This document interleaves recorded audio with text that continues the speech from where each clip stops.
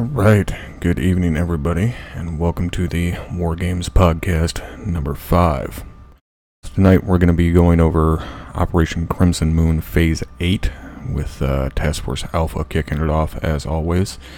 Now we have a lot of stuff to go over tonight, not really in regards to the operation itself. It was pretty cut and dry, but we do have a pretty special guest tonight that I will introduce later on. So let's get right into the operational recap for Task Force Alpha. Now, as I said, the operation itself, or at least the plan of it, was pretty simple. We were going to be air assaulting via 2 CH-47 Chinooks, a couple of clicks north of our starting position at COP Warlock. Upon landing, we would dismount from the Chinooks, push a click and a half, 2 clicks southwest of our LZ, and hit a known artillery position in preparation for Task Force Bravo's operation next week. They were going to be pushing in a little south of that position to take a Mosin HQ. And myself and the XO got together and decided, well, it'd probably be a good idea for them to not get fucking pummeled by artillery all night. So Task Force Alpha went in and set about to conduct a raid on the position and eliminate that artillery threat. So, operation started off very, very early in the morning, before dawn. We got loaded up in the birds, headed out.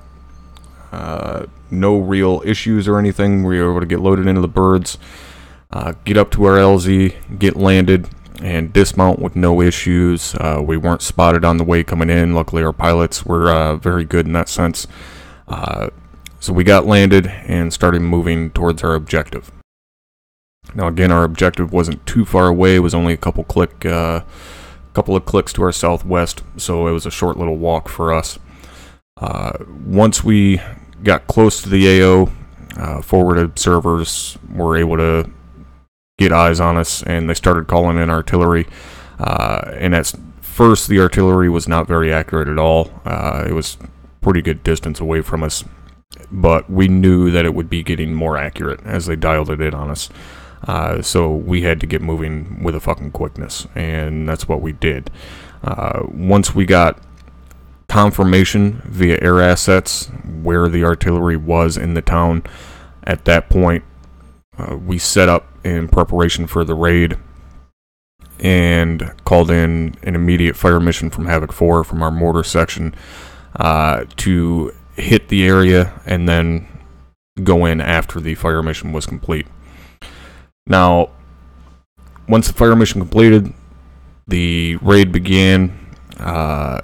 I myself was over on the extreme right flank, so over at the north end, basically, of the skirmish line that had been set up. I'd advised Havoc 1 HQ to move a couple squads over there. There was a pretty good draw, about 20 meters north of my position, that we could have moved down and had a straighter line to the artillery position, but they were already too heavily engaged. There was no way they were going to pull a couple squads over to my position. So we started dropping targets of opportunity, some Igla chairs, a couple of fucking ZSU stationary guns, stuff like that. And a little after I had got eyes on a ZSU 23 in the back of a truck, it started engaging us.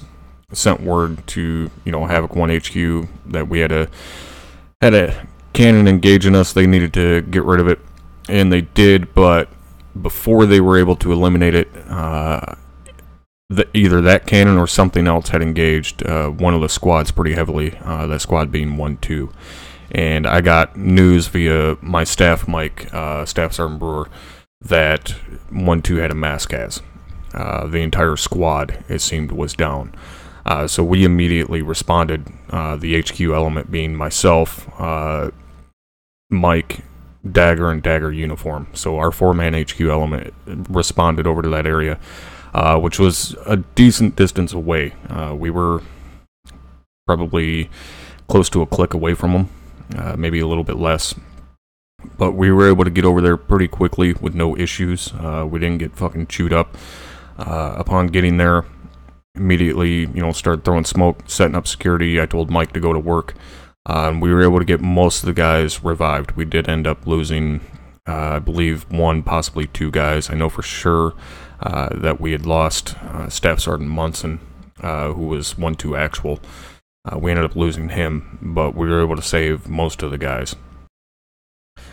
Now, once that was taken care of, or in the process of being taken care of, I relayed to Havoc 1 that they needed to get a rifle squad pushed up there and get a foothold in the actual town itself, because at that point, their front line was a squad of wounded guys and another squad providing security.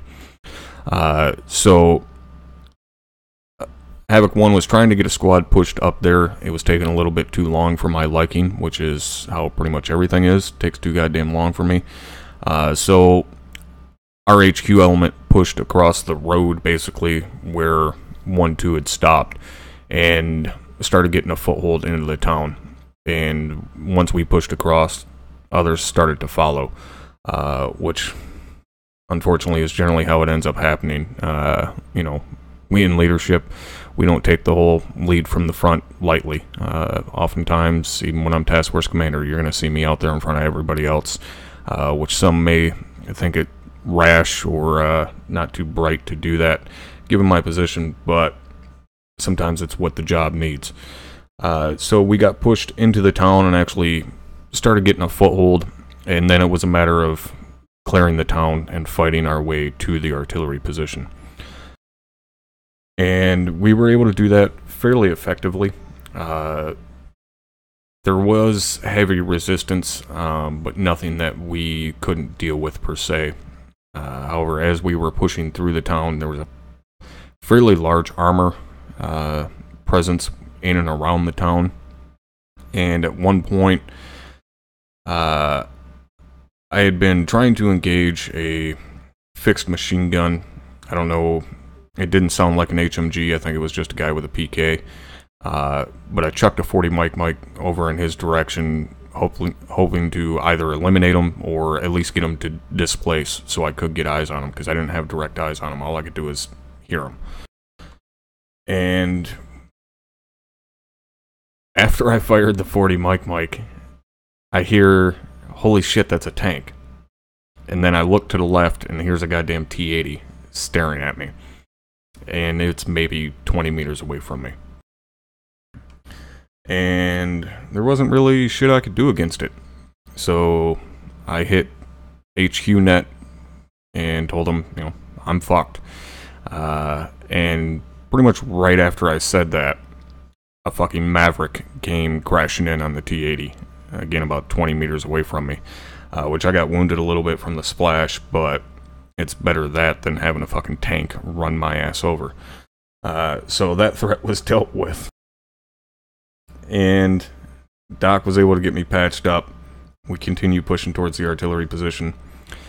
And we, upon reaching the artillery position, there was a little 2-story house just east of the artillery position, maybe 50 meters east of the artillery position. And in that house, in the 2nd-story window on the southeast corner, there was a guy firing on friendly troops from up there, and he had pulled back into the room so he couldn't be engaged. And I was yelling at guys where he was and telling them to watch the windows and shit, and nobody seemed to be capable of fucking looking up. So I chucked a 40 Mike into the window real quick, and I don't know whether it took him out or not. I never got up there to actually see. But if he was still in that room, he was pretty well fucked, because I put it right through the window and it detonated on the roof, or on the ceiling of the room. So if he was still in there, it probably got him. However, I fucked up pretty bad when I did that, because when I pushed into the compound, I never cleared my left. I never even looked left. I was so goddamn focused on that window and eliminating that guy, I never looked to my left. And sure as shit, there was a little wooden shack on my left side, and there was a guy in it. and he engaged me, ended up dropping me. Took a few seconds somehow for people to realize that someone was in there. They ended up dropping him. I got back up, and we continued on to the artillery position, cleared that out, and there wasn't too much resistance in there. And shortly after reaching the artillery position, I got word on HQNet that we had a POW inside that building that I had put the 40 mic in. Some guy had surrendered. And so I moved over there, made sure he was all good, and made the decision, all right, he's coming back with us. And by that point, we were getting demo, or at least trying to get demo placed on all of the artillery guns. There was a lot of batteries there. So they started getting artillery placed. I wanted to get that POW out of the town as quickly as possible. So I tasked Havoc 4 with being my new security element, and we immediately pushed back east out of the town and set up in an overwatch position, waiting for demolitions to be placed and the rest of the platoon to pull out. So they got demolitions placed. We started pulling out. We got a rifle squad put out in front of us. We were engaged a couple times by semi-accurate fire, which ended up being eliminated fairly rapidly. It wasn't too much of a threat when we did take a round. I may or may not have pointed the enemy POW in that direction to use them as a human shield. But we were able to pull out and got back to the LZ. So again, this being a raid, it wasn't our objective to take the town and hold it. We were just going in there to demo the artillery and get the fuck out. That was the entire point of it. And we succeeded in that. We were able to get in there, get demo placed, pull out, det the demo. We had good det on all of the charges. We made sure to confirm that we detonated all of the guns that were there. And we loaded up in the birds, and as we were loading up the last couple of guys, we had a couple of stragglers that tried chasing us down. There was a couple of gun trucks that were trying to chase us. Thunder took care of those pretty goddamn quickly with the cannon. And then we had a couple foot mobiles that were up on a hilltop just south of where we had the birds land. So we had the guns on the helicopters open up on them. I as well opened up on them with my rifle, as I was still outside the bird on security, because I'm the last man. Anytime I'm task force commander, I'm the first guy on the ground. I'm the last guy to get in the fucking helicopter, because I am going to make goddamn sure that every single one of my guys are accounted for and in those birds before we get out of there. So we eliminated those couple of guys engaging us, got in the birds, and got the fuck out of there. Got back to COP Warlock, and that was mission complete. So, successful mission. Again, pretty damn simple. There wasn't anything too crazy going on. It didn't take a super long time or anything like that, which again is exactly what we were going for. It was a raid. We were meant to get in and get out, and that's what we did. I didn't have too many complaints from what I seen on my perspective. Granted, I wasn't right there with the rifle squads the entire time, but the only real complaint I had was against myself and making that dumbass mistake of not checking my left when I went into that compound and ended up getting dropped by that guy. That was a pretty fucking rookie mistake that I sure as shit should not have been making. So that's something I gotta keep in mind, is not get too fucking tied up in what I'm doing at the moment, and be cognizant of my surroundings and what's going on. So that being said, again, that was mission complete. We were successful. All's well and good, at least for the start of Phase 8 for Operation Crimson Moon. Now that we have that out of the way, as I said, I have a very special guest tonight. Special in both senses of the term, because I'm pretty sure he's licked a window here or there. And I always have to bust his balls a little bit. And that guest is a very good friend of mine, Mr. Lance Corporal LaRue. Good evening, LaRue. How are you doing? Oh, I am living the dream, brother. So, Aren't we all? exactly. So tonight, I decided to bring LaRue on. For those of you guys that don't know LaRue somehow, some way, he's a very good friend of mine. We've been working together for quite a while now. Doing just different collaborations. He Zeus's for us. Any of you guys that watch our Squirrel Ops, LaRue has been Zeusing for us for quite a while.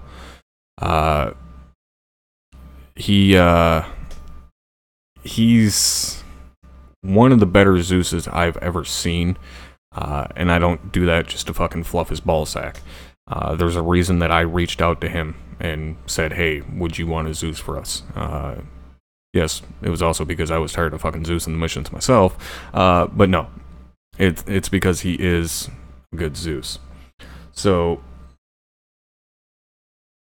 LaRue, how did you get into Arma and, get into Zeusing and stuff in general? Oh, you're gonna hate me for this. I already hate you. So I got into Arma back in the Arma 2 days, and it was originally because my friends dragged me in to play DayZ. Yeah, that's out there. I know that's frowned upon by a bunch of people, but played DayZ for a while with them. Relationships change. People start hating you because you're better with them, or however things go on. I just started playing the base game, fell in love with it, and from there I started using MCC with a few other friends and making my own missions. And then migrated to Arma 3 when it came out, fell in love with the Zeus update, took a break, came back, played with Luton for a while, ended up helping Luton out, Zeusing stuff for him when he didn't want to Zeus. Then him and I split off, and here we are. Right, so you've been at it for a while, and I'm not gonna bust your balls on the DayZ because that's how fucking, whether people admit it or not, that's how a fuck ton of people have gotten involved in fucking Arma. It's either DayZ or the Battle Royale shit. So that being Or said, that by life time, stuff. yeah, fucking Christ. So, don't get me wrong, all right. I'll talk shit about those guys, and people will be like, oh, you're a fucking hypocrite because you're trying to play Army and this and that. And it's like, yeah, well, some of us that are playing Army actually did it in real life. I highly doubt that 14-year-old fucking pimple-faced douchebag is actually a drug dealer that owns 15 cars in real life, so fuck off, alright? So by the time me and you had got together and started working on stuff together, you had already been Zeusing, obviously, for quite a while. And as far as how we kind of linked up, it was really just pure fucking happenstance. I happened to be browsing the Arma 3 section of Twitch one day, seen somebody Zeusing, hopped in there, and it was your channel. You were Zeus, and I watched you for quite a while, hung out in there, bullshit with you, via chat and stuff, and eventually ended up reaching out to you and said, hey, what would you think about coming to Zeus for my group sometime? And I think at that point you had already known I was part of the 506th. But I was asking you, to come Zeus for our squirrel missions for me and Drum and all the guys. And, I had went to Drum and was like, hey, check this guy out. This could, be kind of a workaround for us for Zeus so that one of us aren't having to Zeus every single fucking mission. And this and that, and we sat there and watched some shit together, and we're like, yeah, let's fucking reach out and see what he says. Now, unbeknownst to me at the time, that it was actually a quote-unquote goal for you to actually Zeus a mission for our group. I had no idea that that was something that you had wanted to do prior to me reaching out for you. So I'm sure that probably shocked you a little bit when I was like, hey, why don't you come Zeus for us? It was a dream come true, I'm not gonna lie. When I started the YouTube stuff, I put in the offhand about me section just a little thing about what I do, and I said, on the offhand, if I ever end up Zeusing for the 506th, That's how I'll know I'm doing well with this channel. A few months later, you gave me that offer, man. That was a fucking crazy day. Yeah, that was when people had started saying it. I think in your chat when you had announced that you're gonna, or no, it might have been one of your videos that you had announced that you were gonna do some Zeusing for us for the squirrel shit, and everybody's like, you hit your goal, or whatever the fuck they were saying. I was like, what in the fuck are they talking about? And then somebody had pointed it out, and I was like, oh no shit, I landed a small fucking world. So when it comes to Zeusing, obviously both of us have done quite a bit of Zeusing. Well, I guess maybe not obviously. Some of you may not realize how much Zeusing I've done. LaRue obviously does a lot more of it. Since you Zeus like every goddamn day of the week, how the fuck you're able to, I have no idea, because it would drive me absolutely nuts. But you're saying it doesn't drive me nuts? Oh, yeah, true. I guess that would explain fucking IED butterflies. Now, that being said, we do have, me and you have very similar views when it comes to Zeusing for different styles, because it's pretty easy to see that the Zeusing that you do for, say, your community is much different for what you do for our squirrel ops. It's a completely different mindset, but we have very much the same mindset when it comes to the squirrel stuff and the more realistic shit. But I've kind of gone into some of that shit before on my podcast. What I want to do is go into kind of the mindset that you have when you're Zeusing for your community. What kind of things do you do differently for them than what you do for us? And what's your thought process going into it, starting building the mission? Well, when I started for you guys, I will admit, since again, we just established that it was one of my goals and I didn't want to cock it up like Luton did, I was a lot more cautious with my Zeusing. I was a little more forgiving for things that for my own player base, I'd be a little more cruel about. Nowadays, I think it's pretty even, and the only things I really change up is stuff based on the difficulty settings that you have for your community compared to mine. One of the major ones being I use ACE's advanced medical system within my community, and yours has basic. So I try to be a bit more punishing to you guys in comparison to my guys nowadays. But right, because we can handle more casualties. Right. And another thing I do for you guys, because it's all about the experience. Well, I'll admit for my guys, I am trying to teach some things as well. If some of you or if all of you go down and it's clear that none of you are going to get back up, I will probably manually heal one or two of you in the operation, especially since, it's usually at the point of you're about to finish it, but, you got stuck in a kill zone or something stupid happened. Because, we all just want to play the game. My community, right. If they do that... Real quick, if I can. Yep, sure. What I want to point out on that is, because, you'll inevitably get those people talking shit. Well, if they're going to die, then they should die. They should fail the mission. Yeah, that's, entirely true. If we're doing like a normal mission, if we're doing an official 506 op, if you go down, you're fucked. Unless it's to a technical bug, Zeus is not going to wake you up. If you die, you fucking die. But we do those missions 3 times in 2 weeks. Like, we do one Sunday, or one every Sunday and one every other Saturday. And we play by those rules. When our crew gets together on Wednesdays, that's just to have fun. That's for us to go in there and fucking destroy people's faces and have a good time. Yeah, it's still stressful and, gets us worked up and shit, but we don't do it to, go in there and get ourselves killed and, just not have a good time.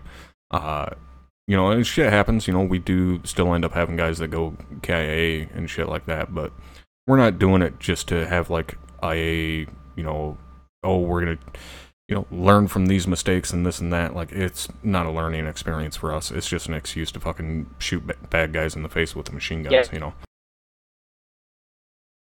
No, I completely agree. And that's one of the things that I know my own community like to yell at me about when they'd see my style change.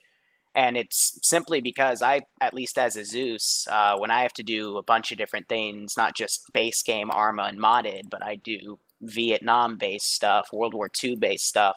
I'm getting back into Operation Trebuchet next week. It's a bunch of different styles of Zeusing that you have to do based off of, your difficulty settings, how skilled your player base is, and making micro adjustments in the op based on the actions that they take and the assets that they have as you try to balance things. There's always going to be a large difference between if your player base tells you they just want to have fun in comparison to if you're actually trying to have a realistic op. And that's, I think, the main difference I have, at least for Secret Squirrel ops compared to my usual ops bread and butter. Right, and another thing that I think a lot of guys get confused on is the fact that you're Zeusing for us in the 506, but you're not Zeusing for the 506. Yeah. People, for whatever reason, sometimes aren't able to make that separation. And basically, to clear that up, when we do those missions on Wednesday night, that's not anything official with the unit. That's not affiliated with the 506th, with the exception to, it's all 506 members in there, with, excluding LaRue. So that's not like an official operation or anything, so he's not Zeusing for our unit. And that's guys are always asking, like, well, when's he gonna Zeus for one of the campaign missions, or, shit like that. Sorry guys, but he's not. Nobody Zeus's for official 506 operations unless they're an official 506 member, which LaRue isn't, and I'm not upset by that in any way, fucking shape or form. Like, LaRue has his own community. That's a fucking badass community. So I would never be like, hey, yeah, you gotta fucking come over here if you want to ever Zeus for us, and you can't Zeus our squirrel missions because you're not part of our team. Like, no, fuck off. That's stupid. So yeah, he's not a member of the unit, guys. He's not going to be Zeusing for official operations. And then we also always get the question of what tier is this? Because you run your community by tiers, and we obviously have a rank structure for ours. And the other a question I got just the other day on YouTube was why I labeled my videos for those as tier 1 when you treat it like a tier 3 operation or something like that, was along the lines of the question. So explain to us real quickly how your guys' kind of rank structure works, how your different tiers work, 1 through, I believe it's 5 that you have, correct? Yeah, so basically, since my community, it's not at all like the 506. There isn't any like O-suit training that you have to go through. That's as intensive. You guys do like 3 days of that, and then you go into specialized training, right? Well, we do. The first phase of training is just recruit training to make sure your mods are squared away, teach you, the basic controls and get your loadouts and shit, get you adjusted to the unit. And then OSUT is 4 days, the first 3 days teaching you all the basics of infantry combat, the very fucking basics of infantry combat. And then the 4th and final day is their FTX, basically their test. Right. So to equate it to something like your system for how my tiers work, the first tier, which doesn't even have a number anymore, it's just anyone on the internet that comes in for something like a Friday op, where it's completely open to the public. Anyone can join in. We just limit it to, I think, 15 new guys and throttle it there, because any more and it just gets way too crazy. And if you do well in that, you're given a tier 0 tag, which basically means you've attended a Friday op. From there, we do ask that, or we have you do the equivalent of a recruitment training, just a general training, as we call it, to teach you all of the mods and some very simplistic stuff with ACE and how to use those mods. And that gets you tier 1. And from tier 1, it's basically you can attend about 75% of my operations, our Halo stuff, our World War II stuff, anything that isn't on Sundays, I want to say, and as well as the Anti-Stasi stuff. And then from tier 1 to tier 2, you have to attend, I guess, our equivalent of OSUT, which is done on multiple different days by multiple different people. And there's different specialized trainings you can do. And if you accumulate enough of those, you can get to tier 2, which is our mil-semi realism style operations, where we try to, do operations as realistically as we can. And then if you do all the trainings, from there, it's a specific picking process to tier 3. Everyone that's in tier 5, which is our administration, we pick who goes into that tier. And then tier 4 is just kind of a joke. It's been a project I've been trying to get off the ground for months. It's supposed to be the tier above tier 3, where it's still pick and choose, but it's just not happened yet. So we just kind of treat it as a funny thing. So any op we don't have on the schedule, for example, is called a tier 4 op, similar to how Secret Squirrel is done. It's just an op that happens. And then tier 5 is just administration. Generally, they also have to be the trainers. And if there's any instances in the community, like someone screwing something up, or people are screwing things up in operations that's costing the op for everybody else, then we also handle demotions, and that's pretty much how it all works. Okay, so it's kind of a rank structure without having, quite the same rank structure, but it's more... Casual. It's more, well, not so much casual, but it's more based on performance than anything, right. Which is, works very fucking well. So, to get back to the original point of why I label those squirrel missions as tier 1 operations when LaRue has, the tier system that he works with, which obviously I didn't really think ahead on. The reason I call those operations tier 1 operations is tier 1 is a nickname for SOF, for Special Operations Forces. One of the nicknames for all SOF units is tier 1. So it's just a quick, simple way to, put a label on it. Because oftentimes, we're quote-unquote portraying different SOF forces, whether it be, Navy SEALs or Green Berets or Rangers or Delta or fucking whatever. And I basically got tired of asking, okay, who are we supposed to be this week? So I just label it all as tier 1, and it covers the entire fucking gambit, and I don't have to worry about changing the goddamn title every time. So basically, I label them as tier 1 out of pure fucking laziness. So, and Mex, to answer your question, as far as our 506 members allowed to attend, I'm guessing you're talking about LaRue's operation. The answer would be no, because you have to be a part of LaRue's community outside of the public ops on, was it Friday? You said, or the public ops? Aside from the public ops, you have to be a member of his community, which we don't allow, because that would be dual claiming. So, yeah, the public ops, yes, but as far as actually taking part in his community stuff, no. That being said, though, if somebody wanted to take part in those public ops, by all means, fucking do it. It give more people for LaRue to fucking shoot at. May I interject for a second? Yeah. A few weeks ago, I remember we were scheduled to do a 506 Secret Squirrel op, and it fell through because Drum didn't want to play, and I think you were out of town or unavailable. And there were some other guys that showed up, and they still wanted to play. So what we ended up doing was we still hopped on the server, and we still had an unofficial Secret Squirrel op, and had a lot of fun there. But for my operations, I've got my own community, sure, but this I'm not only give to my own community, but as well as the 506 guys, or really anyone. If you want an operation and you have a player base, I'm perfectly okay with going over and doing operations for you and your friends, because I just like Zeusing. It's not part of any community or, just who you want to bring. And, we just do an op because it's just what I like to do. Yeah, see, LaRue is like a really cheap hooker. Enough people show up, you're going to have a really good time. Thanks. Yeah, anytime, buddy. So, when it comes to Zeusing, you're fairly well known for some of the different custom compositions and shit like that you come up with.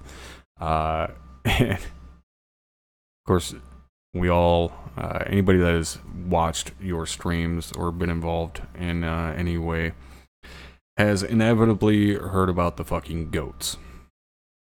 Please, for the love of all that is fucking holy, explain to us why and where that came from. So, I'm gonna be perfectly honest. I don't even remember 100% how it started, but if I do remember, based on my source, I was co-Zeusing, or not really co-Zeusing, but I was co-streaming with my girlfriend, which we call Bloodwing, and she was I was letting her dictate what I would spawn into the operation. And that's where the Zeppelin came to be. That's where the goats came to be, and also where our mascot Chad came to be, because she started, just went crazy with what we could put in. And ever since then, it just kind of grew into a meme. All three of those topics, and just it's stacked further and further, because from the goats spawned the IED butterflies, and then the IED goats, and all of this crazy stuff, all because I let my girlfriend basically do a co-host with me. And now it is crazy. the signature of your channel. Hey, I mean, if that isn't a cool intro success story for goats, then I don't know what is. No, it's better than my general tagline, which is probably something along the lines of "shut your cock holster." So, I mean, at least I don't have a bunch of people requesting cock holsters on my channel. Don't say that. I'm streaming too. You don't know what these people are capable of. Well, yeah, but see, that again is where the difference is, because I'm much more of a dick than you are. True. So I have absolutely no problem banning people just on principle alone. So real quick, I had a question in chat here from Glover asking if I get pissed at any of you guys regarding, tech jargon or, radio protocol or shit like that. And the simple answer is no. I'll make a joke or something like that, but I would never fucking, if I'm watching one of your community's operations, I'm not gonna fucking say, oh, well, that guy's a fucking idiot because he said repeat, or, he doesn't know how to say over at the end of his transmission or shit. No, it's not the same. It's not even that it's not the same standards. It's just you guys aren't playing in the same style that we do, and you don't want to. And I sure as fuck am not going to, bust somebody's balls over that. That's not what your community signed up for. It's sure as fuck not what you signed up for. So no, I never hold someone to the same standards that is not in our community. If they're in our community and they're fucking up like that, then yeah, I'll fucking bust them for it. But if it's somebody outside of our community, no, absolutely not. I'm not gonna lie, because of hearing you and Drum after getting back into your content, I don't think I've said repeat over the radio in a very long time now. I know, it's fucking insane how that gets just seared into your brain to never say that word. And even in normal day conversation, I don't say it. I say again. It's very clear, very to the point. I didn't hear you say whatever the fuck it was you said. Again, it's very simple, and it's just I'm so much in the habit of, don't fucking say repeat, that it carries over into real life. Mm-hmm. So when it comes to Zeusing for you, I know you said, obviously you enjoy Zeusing, which you must with how much you fucking do it. What for you is the best part of Zeusing? Where do you get enjoyment out of it? So, before I got into Arma, I was a very big fan of Dungeons and Dragons. And I played a lot of scenarios. I have DM'd one of my own, where I led the campaign. I just like the whole aspect of, you create your own scenario. In a lot of ways, Arma 3 is a militarized version of Dungeons and Dragons, at least for Zeusing. If you're the dungeon master, you make the scenario, And then you watch the players, kind of like Lab Rats, just go in and do the operation. Furthermore, what also fascinates me, and I even tested this on multiple different times, I can make the exact same AO. Literally the exact same thing. All the units are in the same place. Every piece of equipment's in the same place. Nothing has changed. I literally have a template where I just put down in a town, and I'll give it to one player base, and they'll do it this way. And maybe they'll, go through some hills, attack from a large hill, draw the entire AO to them, but then pick them all off and then move in. And then I'll give it to a different group of players, and maybe they'll pick a more stealthy approach, where it's all the same objective to maybe kill an HVT and extract a hostage. People always do things differently, and it fascinates me. And that's kind of what... Sorry, go ahead. Well, I was going to say, from the player side, it's kind of the same, because people have asked, how do you not get burned out for doing this for so long? I've been doing it for about 3 years now. Drum's been doing it even fucking longer. And people are like, how do you not get burned out doing like the same missions all the time? It's assault this place or defend this place or so on. Yeah, it's the same style of mission, but like you just said, even if you go into the exact same AO 5 times, you're going to play it out differently each goddamn time. It's not going to be the same mission. It's going to be different every single time. So, I had a question here in chat, again from Glover, if the Squirrel Ops are going to go to any type of like guerrilla style, as in not US-based forces. It's possible. We've done not really non-US based forces. We've used, Op 4 weapons and stuff. Who's the guy that keeps asking to be Spetsnaz? That is Aldridge. Yeah. Fucking Spetsnaz, Jesus. The only reason I ever go against being based on some foreign force is, you guys are hearing my voice right now. This is the only fucking one I have. This is also the only goddamn accent I have. So people are like, oh, we should be Russian forces. That's great. You don't sound like a fucking Russian. Neither do I. So it doesn't make any sense. As far as using Op 4 equipment and shit like that, yeah, we're completely open to that. And like I said, we've done it before. But as far as actually portraying, Spetsnaz or whatever fucking, force you want to use, it doesn't make sense for us. We're all fucking pretty much all American. So just can't do it, really. I know you guys do all kinds of different fucking forces and stuff like that. And I also seen a question in your chat there as far as when am I coming to Zeus for you guys? Oh, yeah. I would not say no to it. And no, I would not be fucking busting your guys' balls for radio protocol and shit like that. I mean, we just fucking went over it, so if you missed it, no, I don't give a shit about your radio protocols or procedures or anything like that. It's a different fucking style of gameplay. Now, as far as actually coming to Zeus for you guys, we'll leave that up to the fucking big man here, when that's gonna happen, or if that's gonna happen. Yeah, that's one of my guys in my community. I'll have a chat with him, and we'll see if something like that's possible. You never know. Yeah, it could happen. So you get your enjoyment from, being able to create your own scenario. And like you said, basically be a dungeon master. And mine's kind of the same. I like building the mission. I like to make things that look incredibly realistic. When I was Zeusing for the FTX cycle we had a while back in, what the hell was the name of that map? I think it was Kadala or something like that. It's like a Middle Eastern town, has a massive fob built onto it. It's one of the most realistic maps I've ever seen as far as accurately depicting what a US fob looks like in the Middle East and so on. Performance on the map is dog shit, but it looks cool. But I really like Zeusing for that because we got to use very realistic techniques of insurgent forces using, IEDs, VB IEDs, just hit and run techniques and shit like that.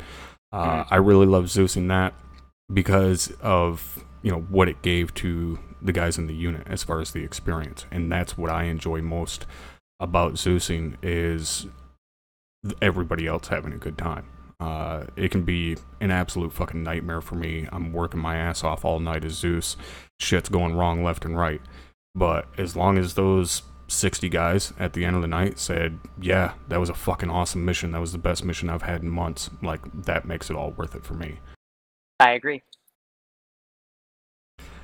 So, when you're Zeusing and, setting up these missions and stuff, like building the actual mission, placing down units and everything like that, what is kind of your go-to thing? Because I've noticed with pretty much everybody that is a Zeus operator, there's always kind of that one go-to thing where, like, there's always going to be this in the mission. And I don't mean like, there's always going to be infantry, because of course there's going to be fucking infantry. But like my kind of go-to thing is I always hide a tank somewhere that's completely empty, and usually just have the front of it poking out, so when somebody comes around the corner, they see a gigantic fucking tank barrel sticking out there, and it generally makes them poop a little bit. So that's always kind of my thing, is I'll hide a tank fucking in between two buildings somewhere to where it'll scare the hell out of somebody, but it's no threat, it's just there to fuck with them. What's kind of your go-to that is, the signature of a LaRue op? That is a very good question. I have actually not given that much thought. My first thing to say, and this is just because people on Twitch usually demand it, but it's the damn goats, and usually something stupid like that. But if I were to be honest, it would probably be outbound patrols of infantry, usually taking more hidden routes or some sort of reserve of forces that I can then realistically deploy in the AO to then counterattack a player-based position. And it's just so that, I don't have to be busy, kind of spawning them in an afterthought, but I can just, task them around and actually try to, outflank a player base, or, challenge the plan that they've created, because of the classic saying, no plan survives first contact. I just want to stimulate them to see, what they do. Right. And that's, we had another question in chat there about whether we're going to do any type of like story-based campaign for the Squirrel Ops. We've done a lot of those. Green Squall was probably one of the more well-known ones. I think we did 8 or 9 Green Squall operations. I can't remember for sure, but that was a pretty good series that I had set up. Fuck, it seems like forever ago. But as far as story-based, campaign for the Squirrel Ops, that would kind of be up to LaRue, whether he wants to come up with a whole storyline and names and all of that good shit, which I'm sure you would probably have lots of fun with, right? I had one set up for Chernobyl, but that map, apparently the buildings decided to be retarded. So, yeah, I can, I've set up loose campaigns here and there for you guys, like the Bone Dust stuff. I've, like the last mission we're doing on Malden, which I'm actually setting up right now. It's got, a realistic ending to it, but just with those things, it does take time, and time has been one of my little things I've been lacking in the past few months, because, starting school back up and 1,000,001 things exploding on Arma that need my attention to fix. So, probably, I don't want to say this next map rotation will do for Secret Squirrel, but the one after, we should probably do something storyboard based. Yeah, and that's, when I did the couple of ones that I did that, a full story and all of that shit, like, it takes a lot of time to plan all of that out, come up with the names, the story of what's going on, what you're going to be doing. I mean, it takes a while just to get a good mission built, let alone build a whole fucking story behind it. I can spend 2 to 3 hours building a mission sometimes. Granted, that's because I also get lost in things and go off and do other shit, but yeah, it takes a lot of time to get something that detailed set up. It's not like a quick, fun op where it's like, yeah, I got 30 minutes, I'll throw something together real quick. Like, to have something that detailed takes a few days to get everything set up. So, the next thing I want to talk about is what has been your favorite kind of addition to Zeus? Because Zeus and Ares and all of that stuff, it's constantly updating, getting new improvements, stuff like that. What has been your favorite addition to the whole Zeus aspect as of late?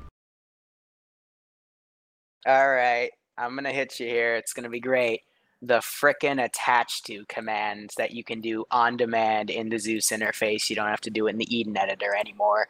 That thing has literally let me do so much more with my content and for my operations in general. Like, for example, what I have down on the mission right now for you guys, since it's going to involve Boko Haram pulling out today, I've got trawlers set up. And without the attach to command, the only way to make trawlers work is to attach them to a different boat. In this case, it's an RHIB, and then have it do that in the Eden editor via commands. And you have to get their exact positioning right, which takes trial and error. But with the commands to disable simulation in the Achilles interface and then the attach to command, I can just put it in a position, attach it, and then re-enable its sim and have it go off.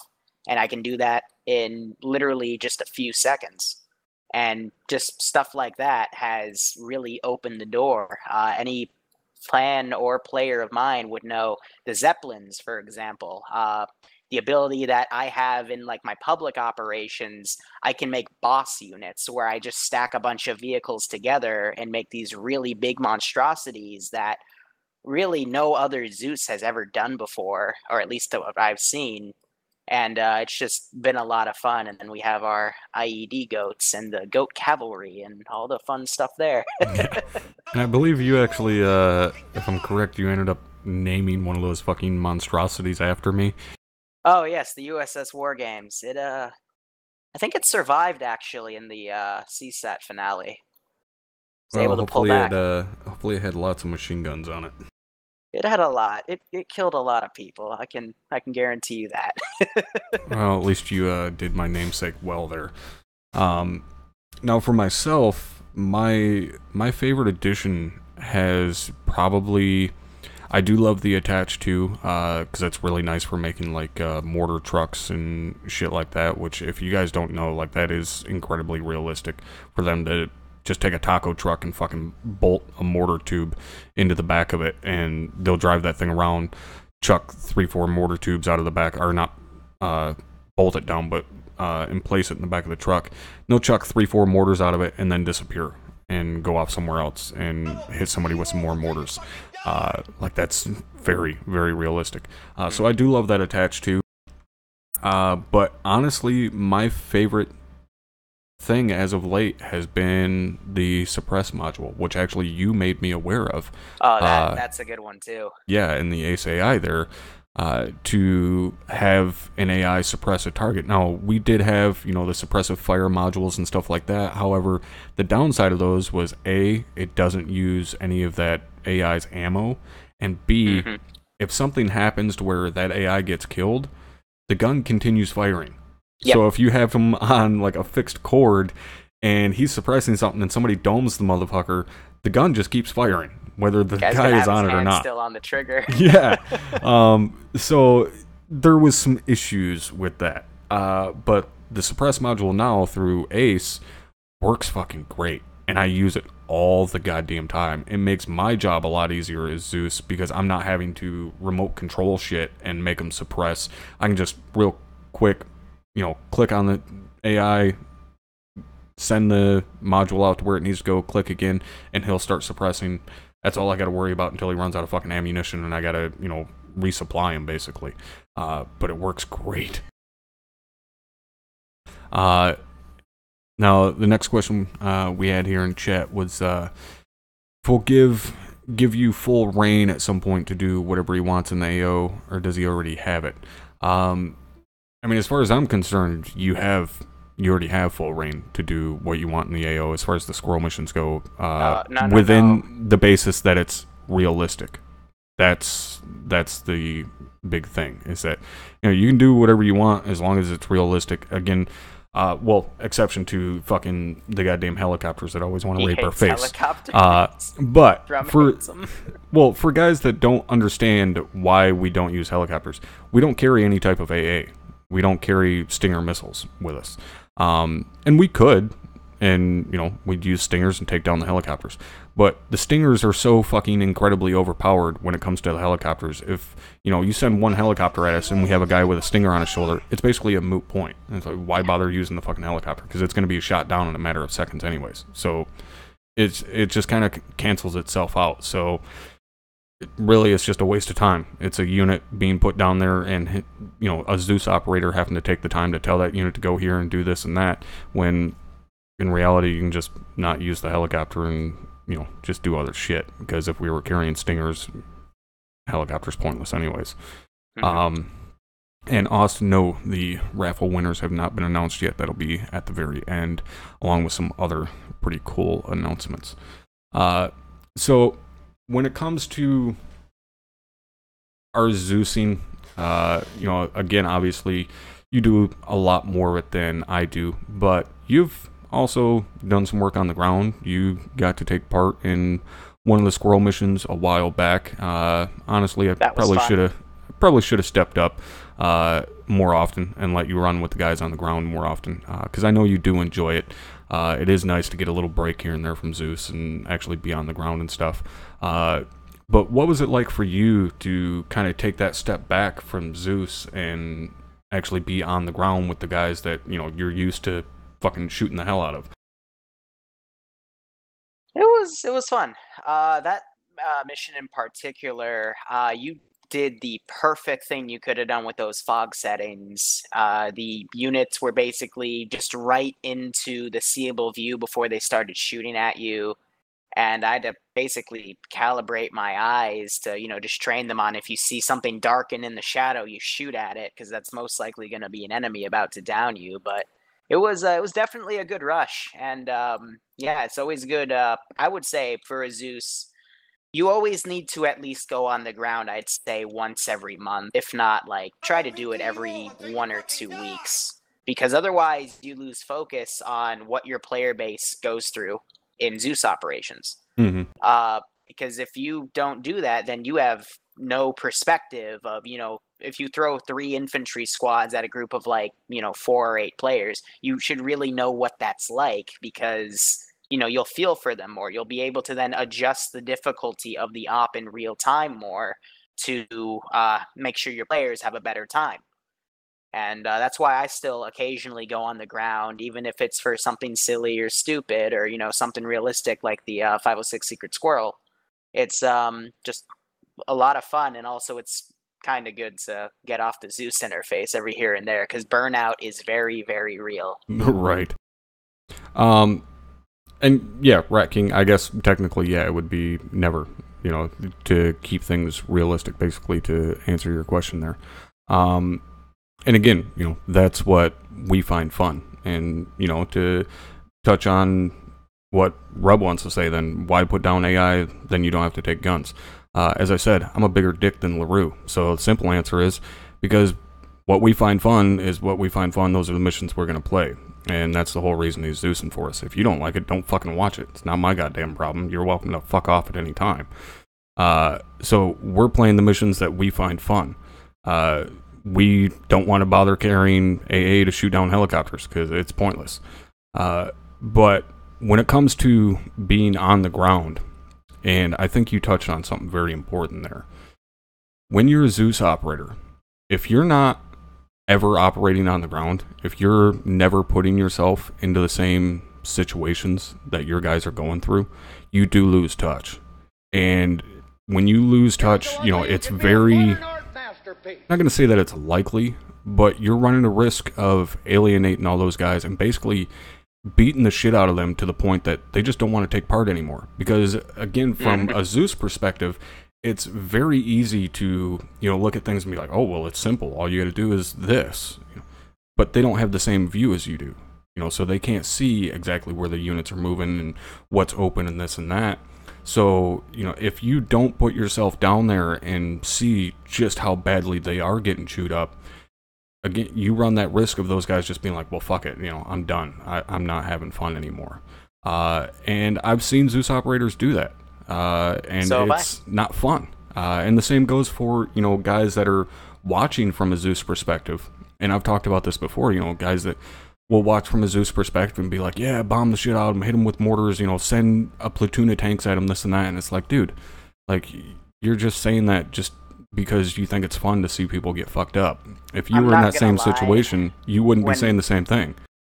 When I see people like that, I usually have a 3-strike policy, and if they constantly say stuff like that, I just ban them from my channel now, because it starts promoting other people to say it, and then they try to bandwagon you to do it. And by all means, there are Zeuses out there that will do it. I used to work with one that would, but you don't. It's not fun. It's not fun for the players. It's not fun for the Zeus most of the time, because why would you just outright mortar them, or just blow them up? There's so many other creative, fun ways that can make war games mad at me. Yeah, exactly. Usually it's trying to shoot me in the face with a fucking RPG before I shoot you in the face with a saw. And then I somehow hit drum instead of you. Yeah, well, that could be either one of us. I could fucking shoot a goddamn RPG straight up in the air and I'll still hit him. That being said, though, like somebody else had just brought up as far as IEDs, I love the use of IEDs, provided you're fighting an enemy that would actually use them. And that's something that you don't have to take into account in like unrealistic operations. You can do whatever you want. But like, say our current campaign, Crimson Moon, that we have going on right now, these guys are basically, the guys we're facing now are Russian-equipped fighters. They would use maybe some mines here and there, but the other thing you have to keep in mind, minefields aren't generally placed like right next to a fucking city, because you have to take into account the civilian factor. And it's not a matter of, we don't want to kill the civilians because we're worried about hearts and minds. That aside, you don't want a civilian fucking up your minefield and blowing them all up before the fucking bad guys get to it. And the same goes for IEDs. And this is something that I actually got into a pretty big debate on Luton's channel about, was IEDs being used like right in the center of towns and shit. And I'm like, dude, look, you're trying to fucking come at this from a realistic perspective, and I've been there. Like, they don't put fucking IEDs right in the center of their own goddamn town. Not only A, is it dumb for them to blow up their own shit, B, it's dumb because they don't want some random fucking civilian setting off their IED before some American soldier is able to step on it and blow his goddamn self up. So they set IEDs up outside of town on patrol paths or on routes into the town and shit. Like, they don't do it right in the middle of all the buildings and shit. It just makes no goddamn sense. And Ost, to answer your question there as far as the Zeusing previously, yeah, there was definitely a problem in the past when it comes to Zeus operators for the 506. We had a big problem with a couple of our Zeus operators just being incredibly brutal. Again, we've talked about the bridge mission quite a few times on the podcast. That was just one of the examples. But that night, our task force took on over 20 pieces of armor in a single night. And that's insane. Even for a task force of 60 guys, 20 some pieces of armor is just absolutely insane. I mean, have you ever used that much armor in an operation? 20 pieces. Once or twice, but it was, everyone had a plane. So it has to be balanced. Otherwise, geez, that's nuts. Yeah, I mean, for 20 pieces of armor, I mean, that's like, you need like a company of infantry to be taking on something like that. Let me make a quick clarification, because right now on the map, there's actually a bunch of armor, but crude armor, guys. Stuff that that your enemy faction will actually use and have around. Not like, maybe you have a field of vehicles that the objective is to blow up, but, actual armor that's moving around, and that's actually going to be a threat to you. Yeah, exactly. Like, we took on 20 plus pieces of manned armor that was engaging us. Yeah. Which, it's fucking insane. So, for you, what was kind of your favorite mission to Zeus? Is there a single one that sticks out where it was just like, that was really fun, not only to Zeus, but the guys had a really good time? That was just, the perfect mission. That's a tough one. I'm not gonna lie here because I can't think of any like specific example on the top of my head, but any mission where my player base is able to, spot the right route to go on, or their commander steps up and makes some really good calls. Any mission where the player base just has a good time because the right decisions are made. I love those types of operations because everyone has a good time. And honestly, it's fun to see, guys work together and overcome the mission. But favorite mission overall?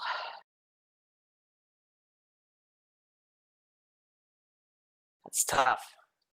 Yeah, especially when you fucking do as many as you do. Yeah. All right. So this is an older one of mine, but it was on Iron Front, and we were just getting into U.S. forces, and armor finally came in an update for the U.S. forces. So we gave them a few Sherman tanks, and they were going to assault a German fortification, which was this nice little bunker network, and it was on the Neville map, and they basically took that position. One of their tanks, it was driven by Christopher and a few other guys, literally just started circling that AO and blowing up everything it could as everyone had to come in as reinserts. So it was to the point the player base was having such a good time that I actually added fog and started throwing Nazi zombies at them because it was just such a crazy operation. But so many good calls were made in that op. So many people had a good time. And that's one that really jumps at me. And it's kind of as a good op. It's kind of funny that stands out to you being on that map on Neville. For those of you guys that don't know your history, Neville was really the place that started the, I guess, storied history, if you will, of the 506th and of Richard Winters in particular. Those of you guys that don't know, 506 jumped into Normandy very early morning of June 6th.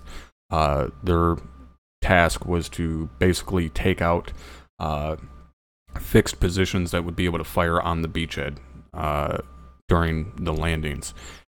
When they landed, most everybody knows about, everybody getting separated and shit like that. After they were able to get somewhat regrouped and get some of their guys together, Richard Winters found himself in command of Easy Company because their CO was nowhere to be found. So he was now suddenly in command of a company where he was a platoon leader before that. And he was tasked with going and taking out a couple of German 88s, which are 88 millimeter guns that would be firing on the beachhead.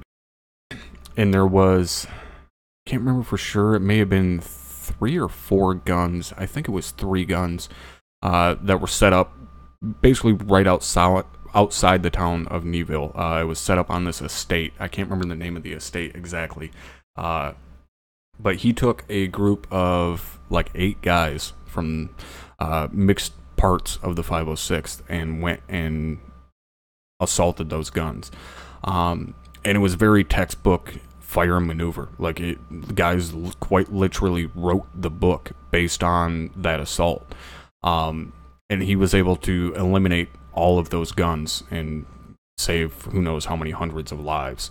A lot of guys were written up for awards for it, winners included. And he actually stayed in contact with the family of that estate where the guns were set up, and was good friends of the family of that estate. But yeah, there's just a little bit of history for you. Again, it's kind of funny that sticks out for you when that was a place that, like I said, kind of started the history of the 506 when it came to, its fame in World War II. So for me, as far as Zeusing, one of my favorite ops was probably one of the recent ones in Crimson Moon. I can't remember exactly which phase it was, but it was for Task Force Alpha.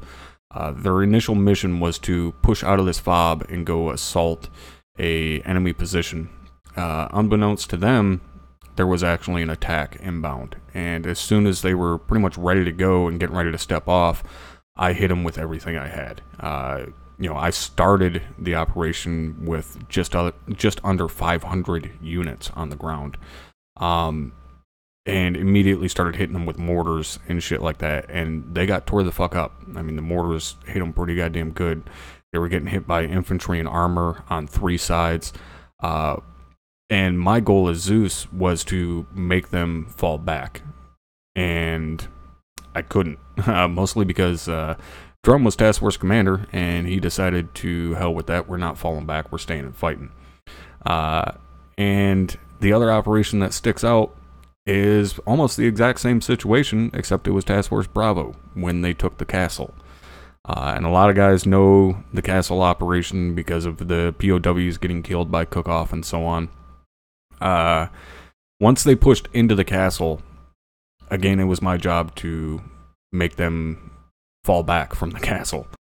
And it was myself and Staff Sergeant Brewer, Medical Brewer, Zeusing that night. And we hit them with everything we possibly could. I mean, I was hammering them with mortars all fucking night, and accurate mortars, and throwing just waves upon waves of infantry at them. And I sent probably a couple companies worth of infantry total, probably 8 or 9 pieces of armor, including the shilkas and stuff. And like I said, I beat the fuck out of them with mortars. But what especially impressed me with that operation was the ability of the 2 ICs to step up and take command when, someone would go down. They were instantly on the radio, still making informed, smart decisions as to what to do, who was doing what, so on. And at no point in time did I have a chance to overrun those guys, because they were just so goddamn quick to step up and start making the right call. And that impressed the shit out of me. Like, when you're a Zeus and, you're working your ass off to try and kill these guys, and they basically just stare at you like, yeah, come on, send some more at me. It's a little infuriating, but it's also cool to see at the same time, Yeah, I completely agree. So that's your favorite, or at least mission that stands out to you from being a Zeus operator. Now, what about being on the ground? Is there a single mission that kind of sticks out to you like, man, that was just so fucking perfect? Let's see, on the ground.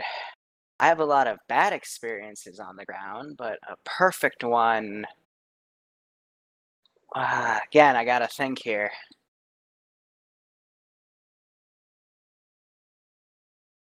Yeah, all right. So this was actually my first Luton 09 op when I started getting back into things with Arma 3. People were grouping up. Command had set things up, and when they did roll call, organized everyone, I wasn't chosen for anything. So it was just kind of, I would, I guess, do my own thing or try to choose a role and then lead in with the command element. And so I grouped up with another guy, and we basically became a missile team where we were just supposed to take out AT targets, and he carried missiles for me. I had a Titan on my back, and we just went from hilltop to hilltop. And when command radioed in asking if someone could take out a missile, within 30 seconds we'd have it destroyed, and before Luton could mortar us, we would pull back. There was even a point in that operation where, unbeknownst to us, there was a squad coming up, friendly squad, to one of our hilltops as we were pulling back. And I remember my guy and I saying for them to get the heck back, because just as they were pushing up that hill as we were trying to get off, mortars came down and absolutely wiped them. It was just a crazy, crazy operation of just coordinating with the commander to get everything down, and then from that those hilltops, just watching everyone kind of move in and get things done. But that was kind of like my experience back into ARM after having a huge break, and that's what really pushed me forward to keep playing, relearn how to Zeus, and just get back into the swing of things. Yeah, that sounds like a good one. Get to kill some shit and watch everything go right.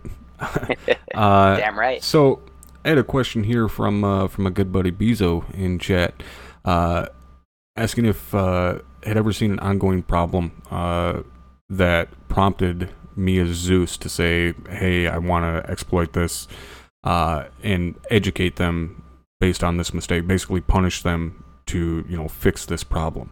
And as for me specifically, during deployment operations, the answer is absolutely no.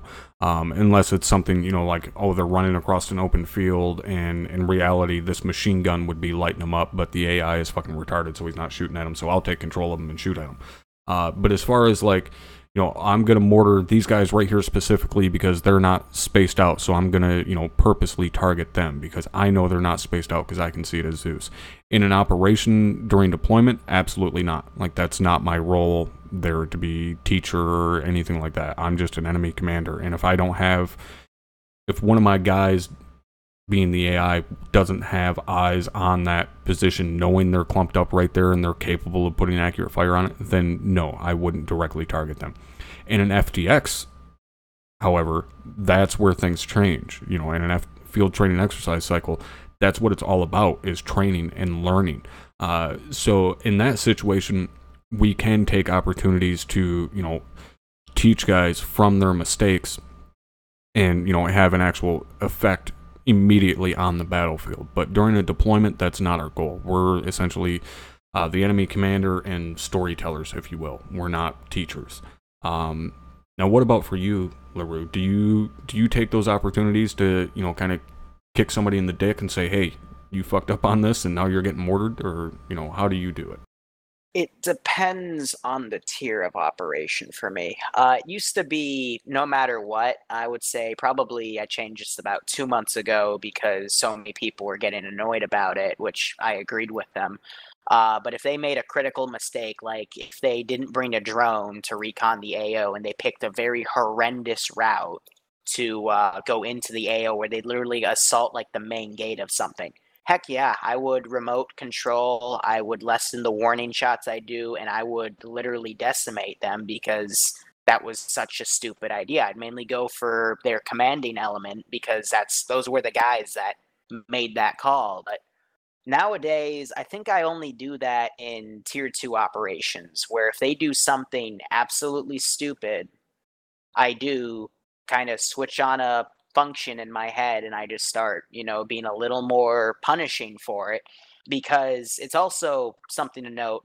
They still have completed operations even when I put that mode on, and they still manage to get through the day. And some of the best stops I think I've ever had them do, and they've even admitted to doing, is when they make a mistake like that and I get into that mode, and they still manage to somehow pull it out of their ass and complete the objective. Yeah, still able to pull through.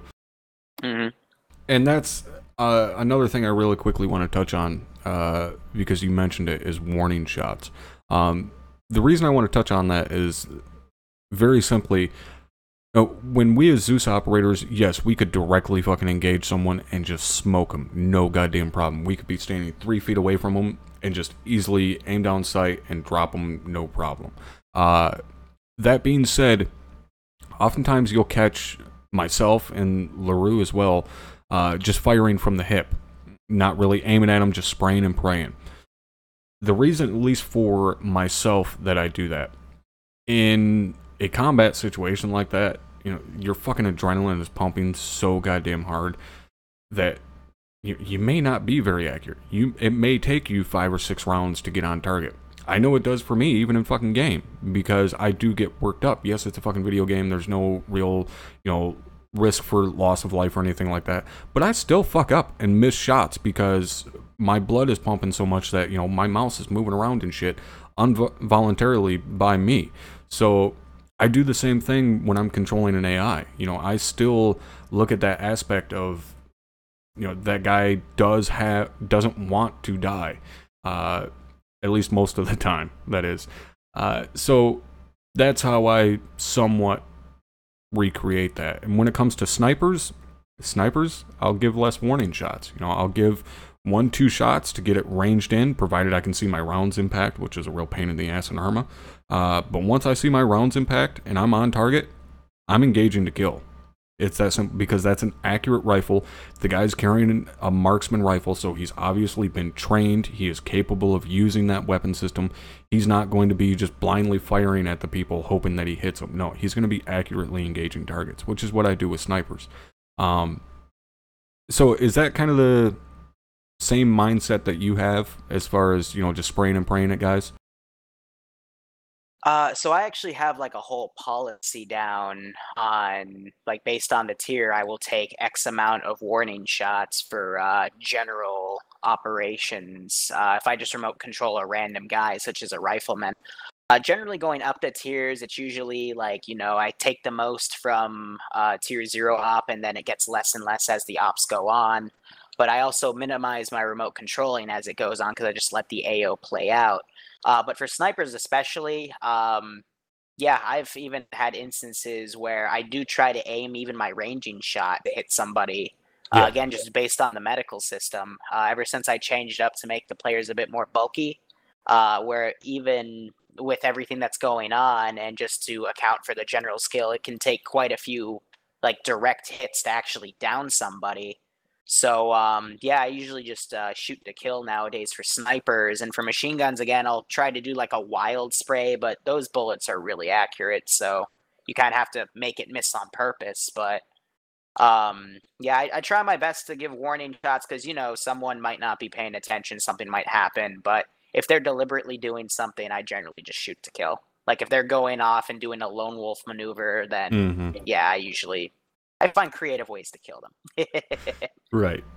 And another question we had in chat there, if at any point as Zeus have I ever felt, this is wrong, am I pushing my player base away? Like, am I pushing them too hard? For myself, not really. Kind of the mantra that we go by is, if you think it's too much, it's not enough. And that works most of the time. I think the kind of saving grace for me as to why I don't think I've pushed guys to a point where they're like, fuck this, I don't want to play anymore, is because of what we've talked about earlier and being on the ground. And I've spent so much time on the ground, and specifically spent a lot of time on the ground getting absolutely destroyed by bad Zeus operators. I know what people are capable of taking to a understandable level. So I don't think, and again, I wasn't in the operation, so I couldn't really say for sure, but I don't think I've ever pushed a group to the point where they're like, yeah, I'm done, I don't want to play anymore. And what about you? Have you ever felt that, okay, this is too much, I'm pushing these guys too far? I still make that mistake occasionally.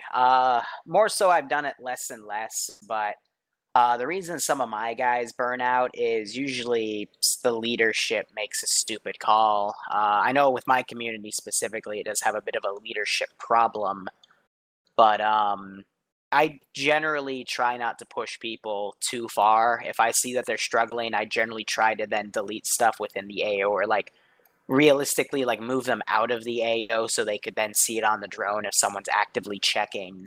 But I've been like ever since I started, I've always been trying to gear my stuff to just have the player base enjoy the operations. But sometimes we all go too far, and that's a nice little curving point to reflect on. Yeah, and the leadership does have a lot to do with it. I mean, it doesn't matter what goddamn community you're in, leadership has a lot to do with it. And some people may see that as kind of a downside as far as our community goes, because at least for me, I am much, much fucking harder on guys in a leadership role than what I'm going to be on, just some random bootfuck private that's in a fire team. Because, for us, the leader takes the responsibility for fucking everything. If your guys fuck up, it's your fault. It's not his fault. It was your responsibility to fucking train them properly. So if they fuck up, I'm busting your ass on it, not theirs. And that's, happened a couple times in the past, to where I've had to punish the guy that did it as well as, the person in charge of them, because that person is their fucking responsibility. And that may shy people away from leadership in our community. It very well fucking may. But at least in my eyes, what it does is those that are in leadership positions are very fucking strong leaders because they understand exactly what is entailed in that position and know that, you know, if someone I'm responsible for fucks up, that's on my head. So I better make goddamn sure they don't fuck up. I hear you. Now, the question as far as in your chat there, what is for you guys number one rule to never break? I'm guessing when it comes to Zeus. For us as Zeus, our number one golden fucking rule is that the guys have fun. That's all that fucking matters at the end of the day, is that the guys have fun. You know, you can have a very, very difficult mission and guys have a blast. You can have a very easy mission and the guys think it's boring as fuck. And if that's the case, you failed as a Zeus operator because the guys didn't have fun. You know, and this, I'm sure, correlates over to your community as well. I mean, you can't have a community if guys aren't having fun. If, you know, if they're not having a good time, they're not going to show up. If they don't show up, you don't have a fucking community. So, at least for us, our number one fucking rule as Zeus operators is to make sure the guys have fun. That is why in every single debrief, you will hear my Zeus operators ask one question and one question only. That is, did you guys have fun? Because that's all we give a shit about. I would agree. I generally try to ask that question towards the middle or end of all my debriefs, even if the op, you know, went horribly because, you know, one mistake or two mistakes were made. It's always important to make sure that the player base enjoys it. Otherwise, they're just going to leave and do something else. But another one of my rules that I have taught people, as well as I follow myself because I've been a victim of it too many times, it's never drop the IDF directly on the player base for the first frickin' mortar strike or rocket strike or anything like that, because that's evil. Yeah. Well, that's the other thing with Zeus. You know, our golden rule, like I said, is make sure everybody had fun. Rule number 2 is don't abuse your fucking power as Zeus, which is one of the reasons that, you know, some of our previous operators were fucking horrible as Zeus because they abused their shit or abused their power as Zeus operators all the goddamn time. And that's what made those operations as bad as they were. You know, as far as like looking to, you know, being in the Zeus view and seeing where guys are at and then behind a hill and then taking control of a dude and chucking grenades over there because you know exactly where they're at because you've seen them in Zeus. You know, or like you said, directly engaging guys with mortars when there's no way, shape, or form that they know that they're there. That's kind of our number 2 rule that you don't fucking break, is you don't abuse your power as Zeus. And if, you know, I find you abusing your power as Zeus, you're done. You're no longer a Zeus operator. There's no questions, there's no fucking debates, there's no excuses, nothing. Because, you know, Zeus operators, that's in reality the most important fucking role in our unit when it comes to the operations. Like, yeah, the guys in leadership positions are very important. Guys shooting the fucking rifles are important, but without a Zeus operator, you don't have a fucking mission. So if guys are screwing that up, you know, it makes it a shit show for everybody involved. So I'm incredibly strict on my Zeus operators and making sure that they fucking adhere to that number 1 rule and everybody has a good time. I would agree. So, the next thing we're going to get into here, we're going to kind of start not necessarily wrapping things up, but as far as the normal discussion here, we're going to kind of wrap things up. What, if there's anybody looking to learn Zeus or get into Zeusing, maybe that's not too experienced in it yet, what would be your number 1 piece of advice to give them as far as, you know, learning Zeus and starting to build missions? I would say the best thing that you can do is just go into the Eden editor. There's a lot of information out there on how you can, you know, start Zeusing or build a Zeus template based off of the Eden editor and load that in. Or at the very least, if you're completely new, I would possibly try, and I can't believe I'm saying this, but go on a public server and just see how it's like. Not to say that public servers are a good place to Zeus. They can be pretty interesting at times, but it's random potpourri. Sometimes there's good stuff, sometimes it's complete chaos. But if you're really interested, there are a lot of Zeuses out there. And you can say what you want about some of them with your personal beliefs, but all of them, in my opinion, are actually pretty good. And you can learn one or two things of either do's and don'ts just by, watching how people do things. I know a lot of Zeuses have also put guides out there that talk about things. I know when I started this channel, I put out a few just to kind of get the basics down. But a lot of it comes from just Zeusing with experience, because you're not going to be able to really know how to Zeus until you get a feel for your player base.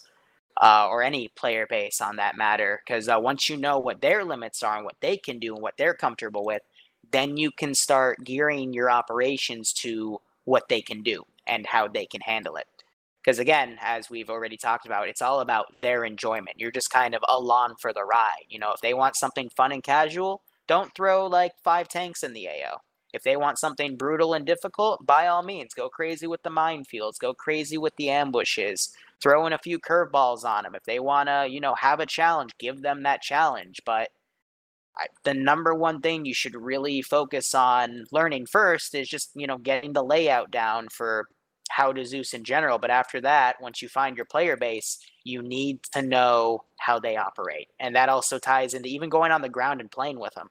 Just make some sort of scenario in the Zeus interface, then jump down and be the third in command or someone just within their command squad and listen to how the commanders and squad leads go about things and see how, they send their units and do their tactics. And from there, you can then tweak your operations to fit that player base. And once you start Zeusing for enough player bases and enough different templates for Zeusing, such as I mentioned before, Operation Trebuchet, which is the Halo stuff, World War II, modded Arma, etc., you'll get a pretty good understanding of just by looking at a community and seeing how they do stuff, especially with stuff that's like their medical system.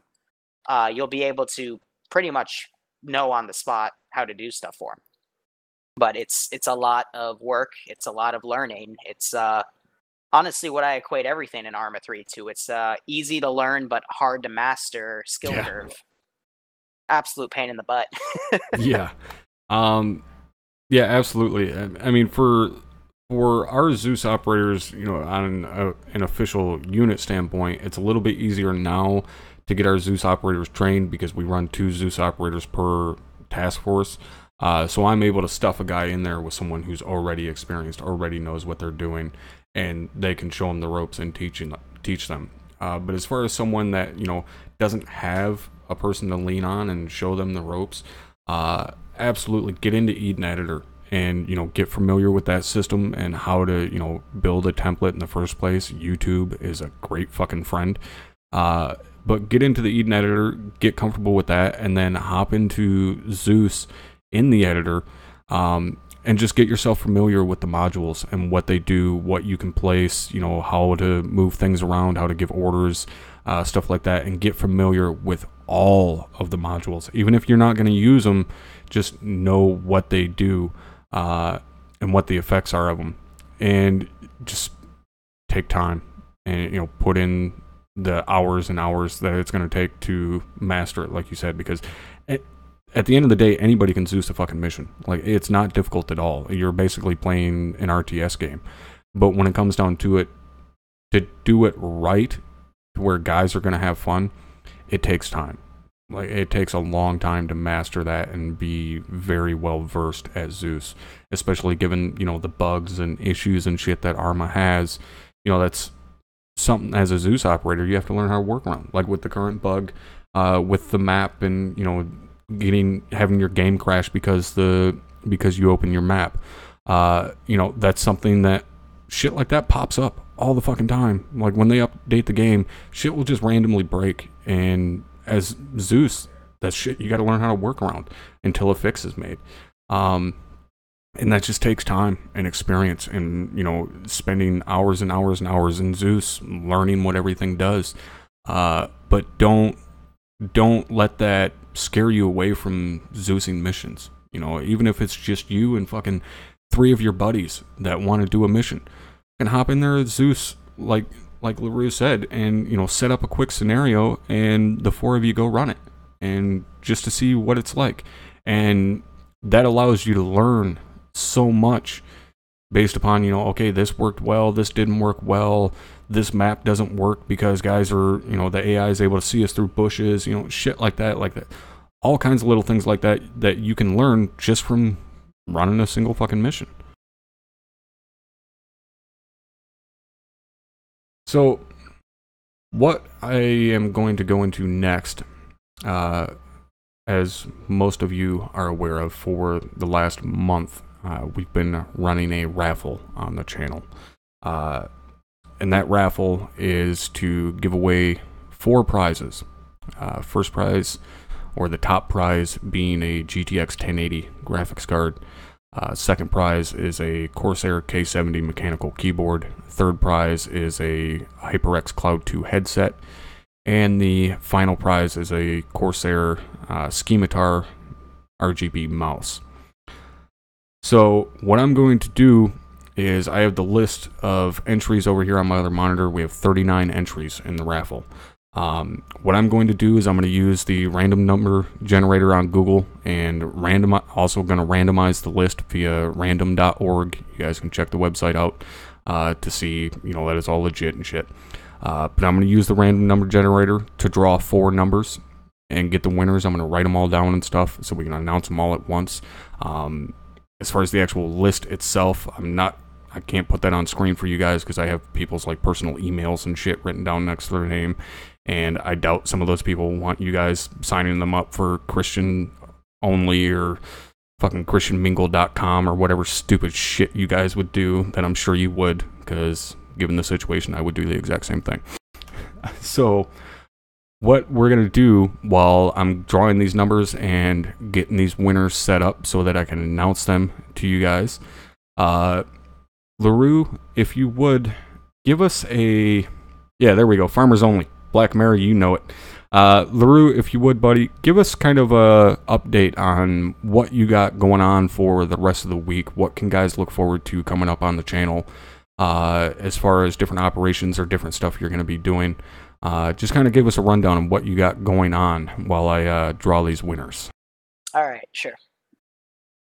So basically with my schedule, it's kind of lax up into today and tomorrow because I've got a 2 scheduled system for my community. So tomorrow we'd be doing something called Anti-Stasi, which is basically a scripted guerrilla warfare game for Arma 3, where you just kind of, there's no Zeus, it's all just a custom scenario, and you just kind of work through it. The only issue is it's poorly optimized for crap. And then Friday is the Tier 0 ops, Saturday are the Tier 1 ops, Sunday is the Tier 2 ops, and just after that, I'm doing a whole schedule change for how we're going to be going through ops in the future. So to give a full rundown, Tier 2 ops will be on Sundays from 12 to 4, our main realism force going in as U.S. forces fighting against Russian-backed Taliban forces, as well as other insurgent groups, as the U.S. try to assist their own insurgent faction within the region, because it's basically a proxy war going on between Russia and the U.S. Mondays... Can I just say real quick? Yep.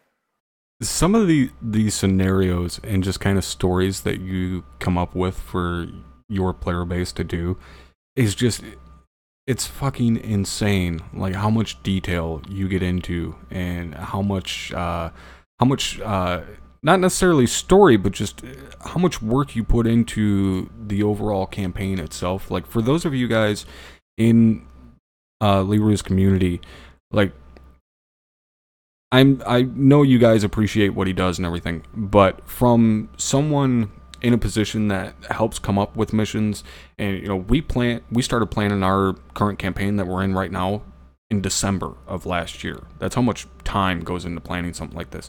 So for him to be able to put this shit together like this as well as he does and as quickly as he does, I gotta say, and again, not to fluff your balls, but I'm fucking envious at how well you're able to put this shit together so goddamn quickly. Now, please continue. All right, so just going ahead with that proxy war. And then after the tier 2 ops, we have the tier 3 ops. And the tier 3 ops are interesting because the tier 3 guys are playing as the Spetsnaz. So how we have the tier 2 operations generally go is the tier 2s do an op. And depending on the success or failure of that op, the tier 3s will then do an op to kind of counter that. The US make their move, and then the Russians counterattack. And then we also have other scenarios where if the tier 3s don't want to meet up to do an op, we do a second tier 2 op, or we have the operation go where tier 2 goes in as the US forces, but in that same op we have the tier 3 guys come in as Russian forces, and there's a PvP element. And there's just so many different ways it can go. Again, it just depends on what my player base wants to do.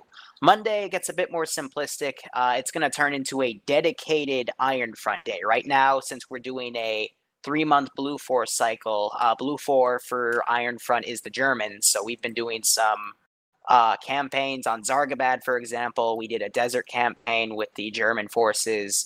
We're going into a small winter campaign with basically Russian on German forces, and we're getting into the winter gear, and we've got a custom snowfall really scripts.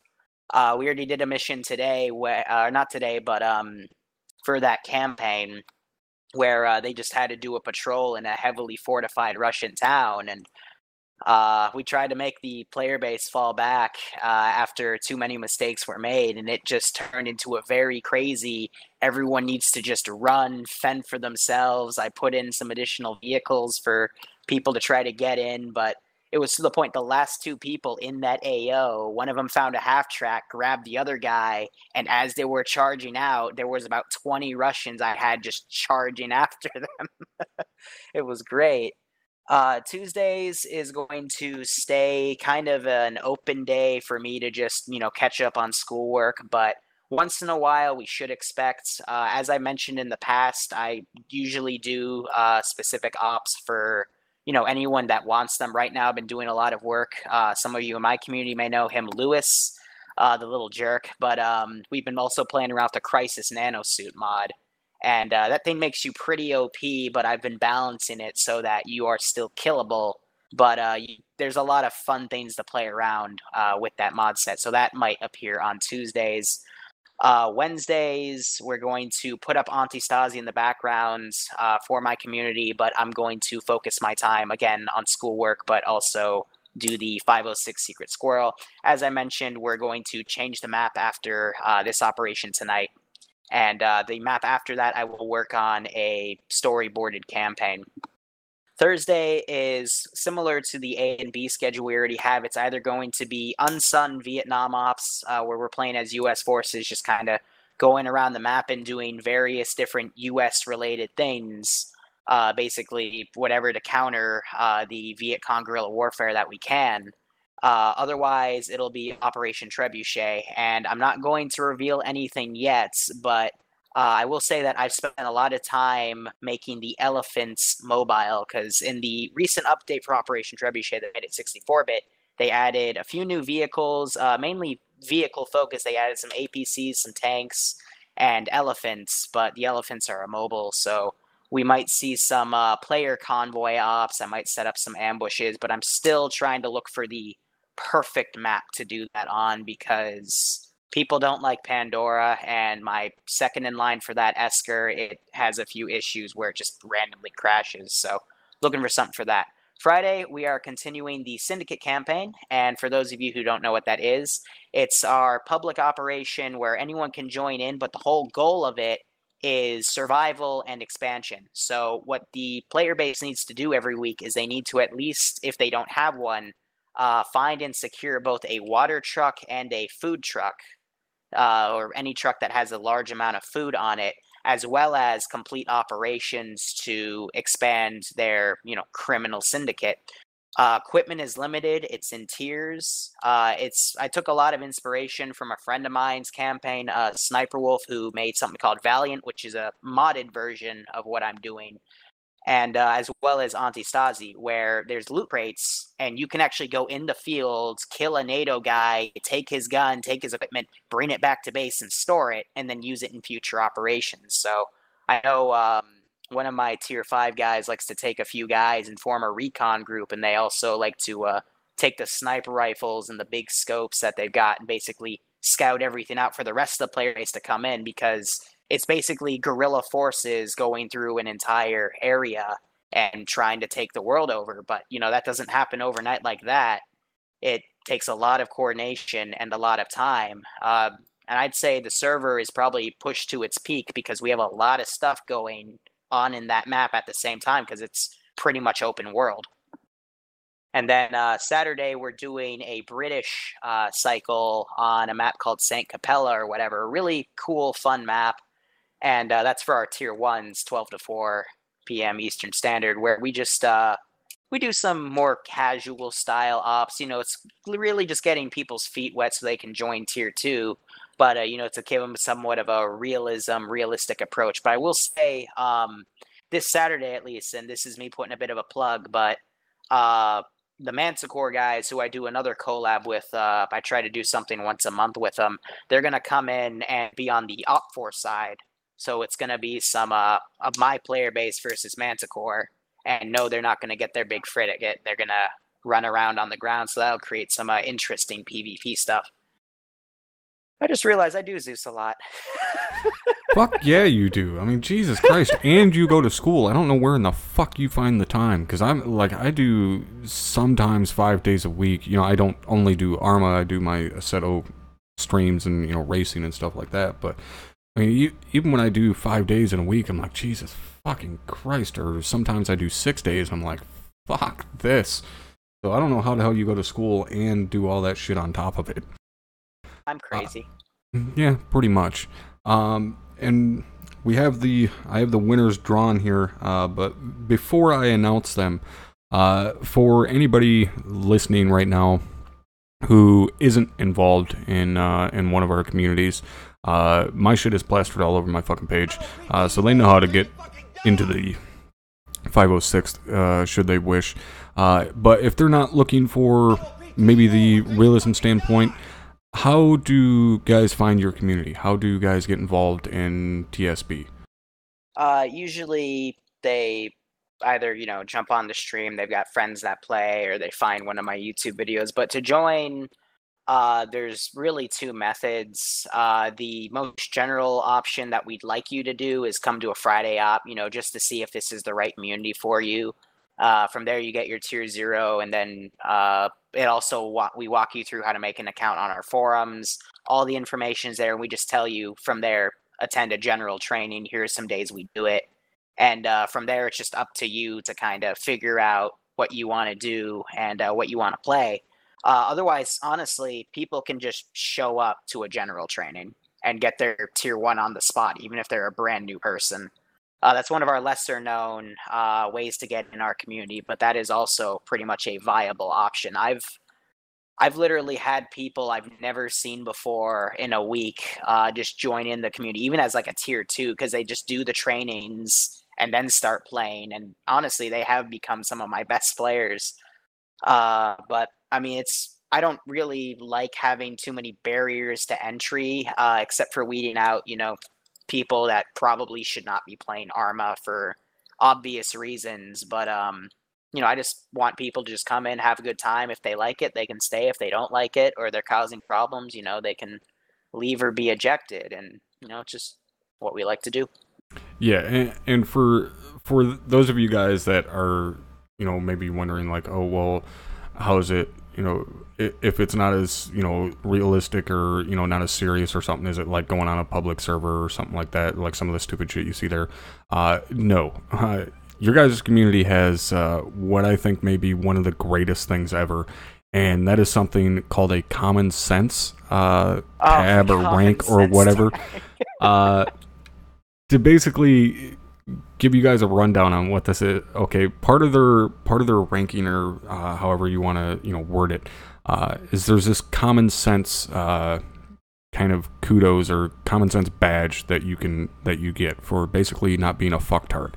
But should you do some fucktard stuff, or you're just a flat out fucking idiot, you lose that common sense tab. And for someone like me who tells someone that, common sense is a fucking superpower and it is the responsibility of those of us that possess it to carry the weight of those that don't, I fucking love that common sense tab. It's one of the greatest things I've ever heard. What I love about it is everyone gets it by default. And it's up to the tier 5s to determine if you lose it. And if you do lose it, there's heavy repercussions and heavy demotions. And it's honestly just then if you decide to keep playing, we decide when you get it back. It can take up to only a few weeks. Maybe you made some stupid mistake or you were, and I've had this in the past, someone literally smoke weed, play an op, butcher the op, and then do something stupid and we took the tag away. But, maybe you were just not thinking right, or maybe you're just accident prone and we're probably not going to give it back to you. But, it's just a way to help filter out the player base, because before we made that, my tier 5s and I knew we have this small vocal minority that kept kind of butchering operations. So this common sense tag was kind of made especially for them to, filter them out of operations where mistakes like that really can cost the entire op, and therefore everyone else's experience in the game. So yeah, it's great. I absolutely love it. And you mentioned forums. What is? Give us a quick plug on the forums there. What's the actual address for your guys' forums if somebody wants to come by and check out the community? tsb.org/forums. I'll throw it in your chat real quick.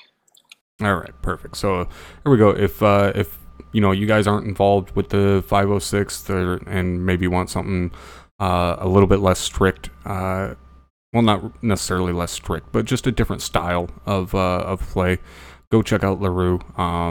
And if for some goddamn reason you have not already went to his Twitch and gave him a follow, subscribe on YouTube, all the normal shit that people tell you to do, go fucking do it. He's a very good friend of mine and has some great fucking gameplay that I promise you guys will enjoy.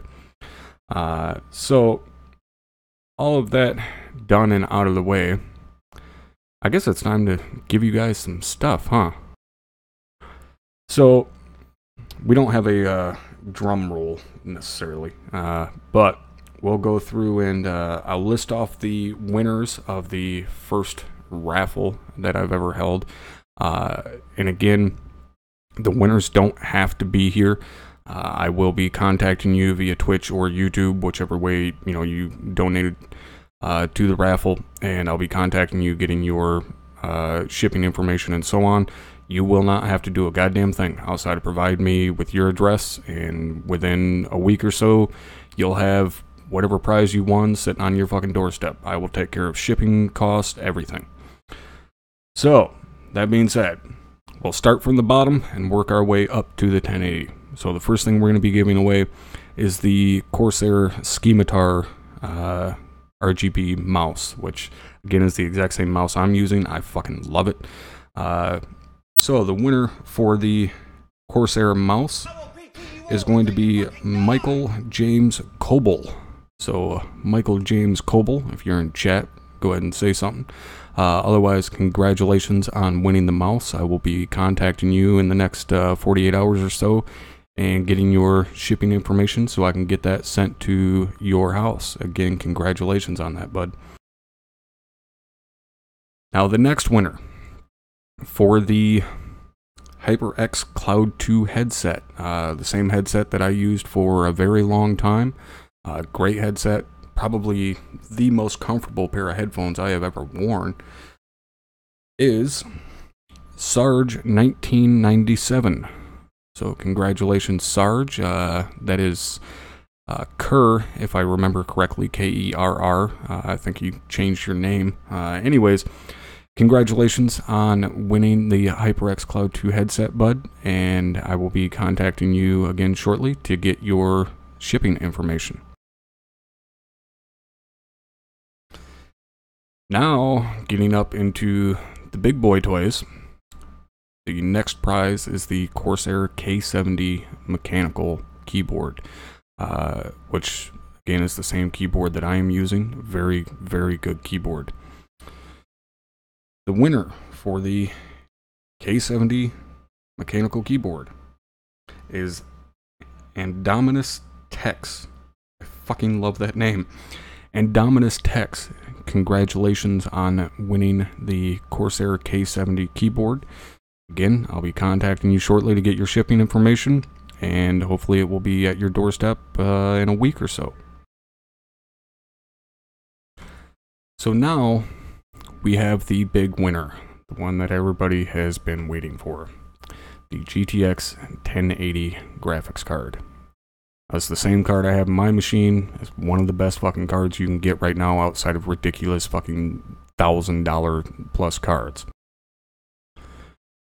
So, the winner for the GTX 1080 graphics card is a Lonk House Creeper.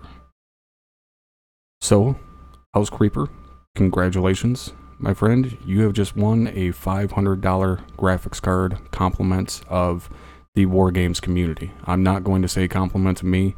I did put in $100 towards it, but my community is what gave you guys these prizes. It was not just me. There was a bunch of guys that not only entered this raffle, but put in much more than they needed to make this happen. And you guys are getting the benefit of that. So again, to my community specifically, I cannot thank you guys enough for making this successful. I am sure that the guys that have won tonight are going to be very fucking happy with the prizes that they have won. And I'm sure if they were able to, or if they haven't already, I'm sure they would say thank you to every one of you. So again, congratulations everyone who won tonight. If you didn't win, that's okay. Because aside from what we gave away tonight, the 4 prizes that we gave away tonight, I told you guys earlier that we would announce the winners tonight, as well as make another announcement.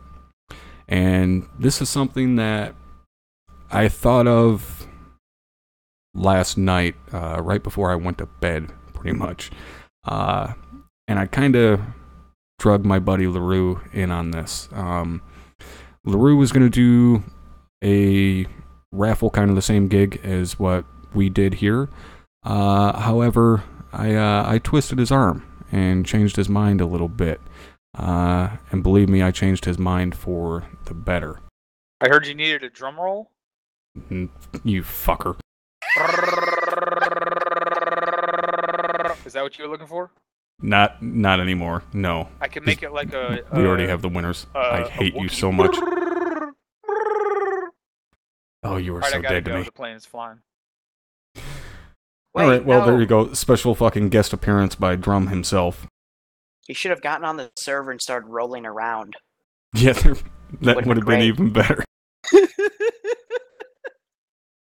So, what we're going to do, guys, and again, I can't thank this community enough for what you guys were able to do as far as making this raffle successful.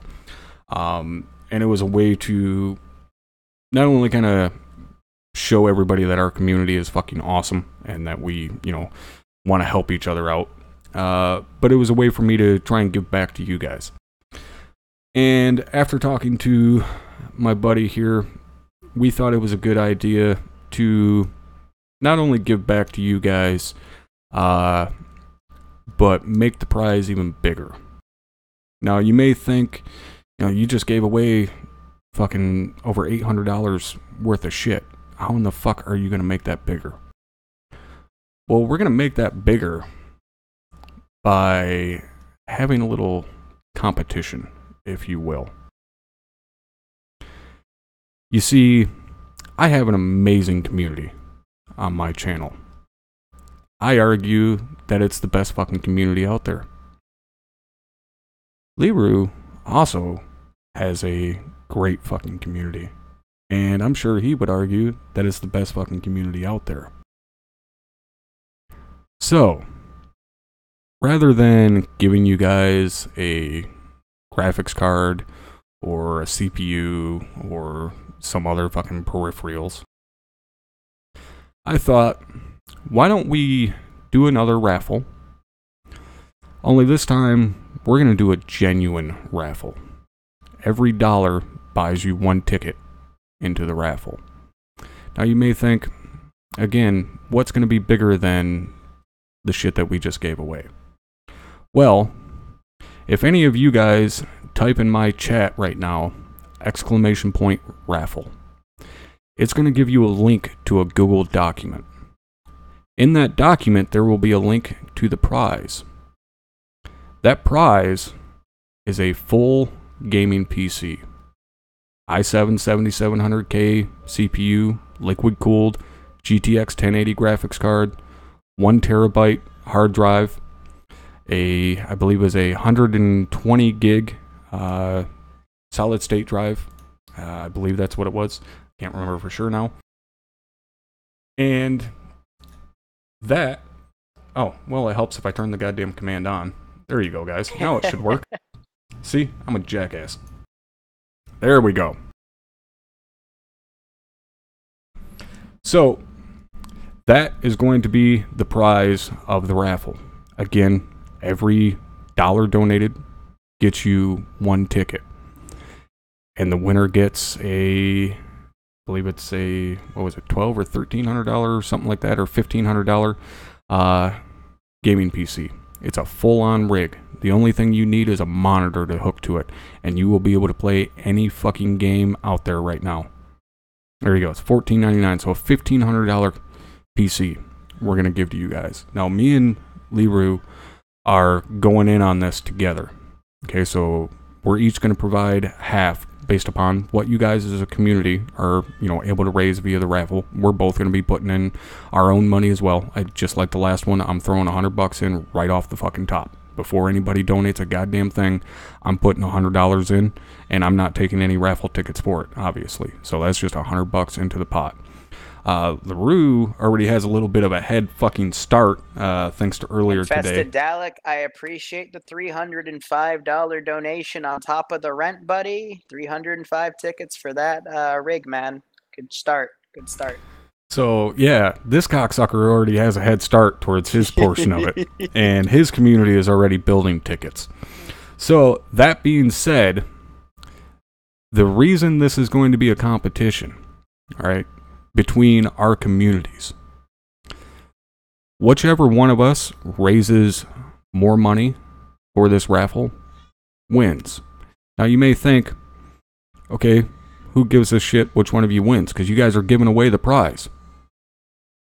Well, keeping up with the tradition of the 506th and what we bet with, loser is buying the other guy a pizza. No questions asked.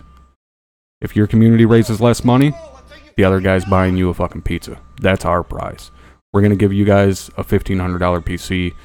One of us is going to win a pizza. So, that is the big announcement for you guys, is that raffle is now open. Starting today, any donations that come in buy you tickets towards that raffle. The raffle will end on December 20th. All right, so you got plenty of time to get into this raffle. All right, plenty of fucking time. On the 20th, during my podcast, we will draw a winner for that. Again, Leroy will come on. He'll be my guest on the 20th. And we will draw a winner for that gaming PC. And one of you guys is going to win one badass fucking rig. So again, that starts today. It will not end until the 20th of December. All right. So good luck to all of you guys. Hopefully all of you are at least able to get, at least one ticket. And it'll make somebody very fucking happy for Christmas, I'm sure. So again, good luck, guys. And Leroy, any last minute parting words to the peoples? I'd just like everyone who was listening in today, I'd like to give you my thank you. And, I hope you enjoyed it, by all means. Excellent. I definitely appreciate you coming to hang out tonight and bullshitting with me for a while. And had a really good time talking about, our communities and, getting this raffle going between the two of us and seeing what our communities are able to do, not only competing against each other, but me and you competing against each other. So that being said, again, whichever one of us fucking wins also wins a free pizza. So I guess my last words for tonight's podcast are going to be, let the fucking war begin. Have a good night, gentlemen.